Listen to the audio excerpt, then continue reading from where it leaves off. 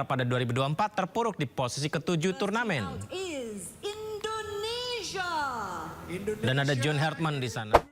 Acara undian ini menjadi penanda dimulainya babak baru persaingan sepak bola Asia Tenggara, sekaligus membuka peta kekuatan menuju turnamen regional paling prestisius di kawasan ini.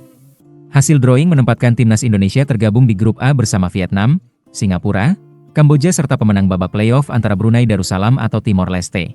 Komposisi tersebut langsung menjadikan grup A sebagai pusat perhatian publik dan pengamat sepak bola Asia Tenggara. Sejak hasil undian diumumkan, grup A disebut sebagai salah satu grup paling kompetitif di Piala AFF 2026. Vietnam datang ke Piala AFF 2026 dengan status sebagai salah satu kekuatan utama sepak bola Asia Tenggara. Dalam satu dekade terakhir, Vietnam menunjukkan konsistensi prestasi baik di level regional maupun Asia. Mereka dikenal memiliki organisasi permainan yang rapi, disiplin tinggi, serta kedalaman skuad yang stabil.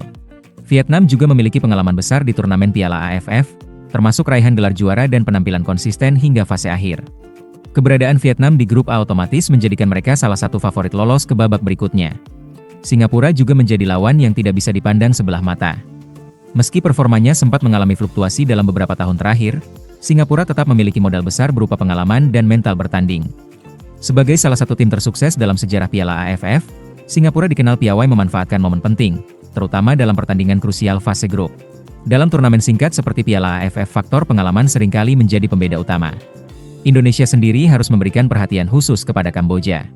Dalam beberapa tahun terakhir, Kamboja menunjukkan perkembangan signifikan dalam struktur permainan dan keberanian bermain terbuka. Kamboja tidak lagi tampil sebagai tim pelengkap. Mereka kerap memberikan perlawanan sengit, bahkan mampu menyulitkan tim-tim unggulan. Bagi Indonesia, laga melawan Kamboja berpotensi menjadi pertandingan penentu dalam perebutan tiket ke fase gugur. Satu slot terakhir di grup A akan diisi oleh pemenang babak playoff antara Brunei Darussalam atau Timor Leste.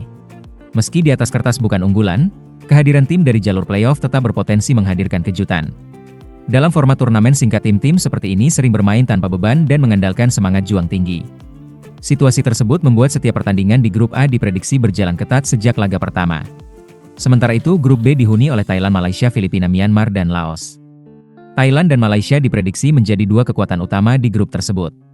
Thailand masih berstatus sebagai tim tersukses dalam sejarah Piala AFF dan tetap menjadi tolok ukur sepak bola Asia Tenggara. Malaysia terus menunjukkan peningkatan performa dan stabilitas dalam beberapa tahun terakhir. Rivalitas Thailand dan Malaysia kembali menjadi daya tarik utama di grup B. Filipina berpeluang tampil sebagai kuda hitam. Dengan komposisi pemain naturalisasi yang kompetitif dan pengalaman bermain di luar negeri, Filipina berpotensi memberikan tekanan kepada tim-tim unggulan. Sementara itu, Myanmar dan Laos diperkirakan akan berperan sebagai penantang. Meski berada di lapisan bawah, keduanya tetap memiliki peluang mencuri poin jika lawan tampil kurang maksimal.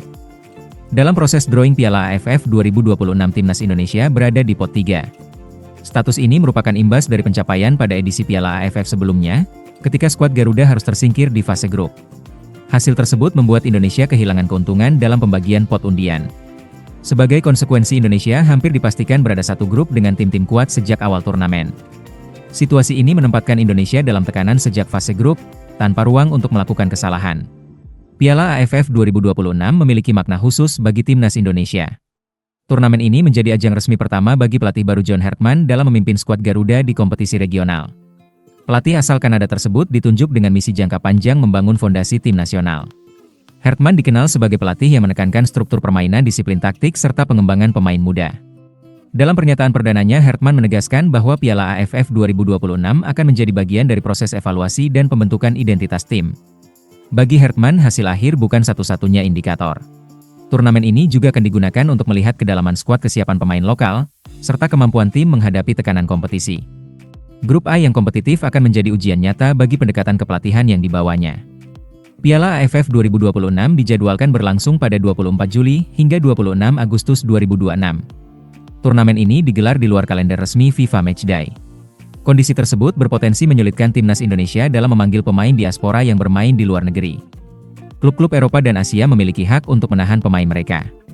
Dengan situasi ini, komposisi skuad Indonesia kemungkinan besar akan didominasi oleh pemain lokal dan regional. Bagi sebagian pihak, kondisi ini menjadi tantangan besar.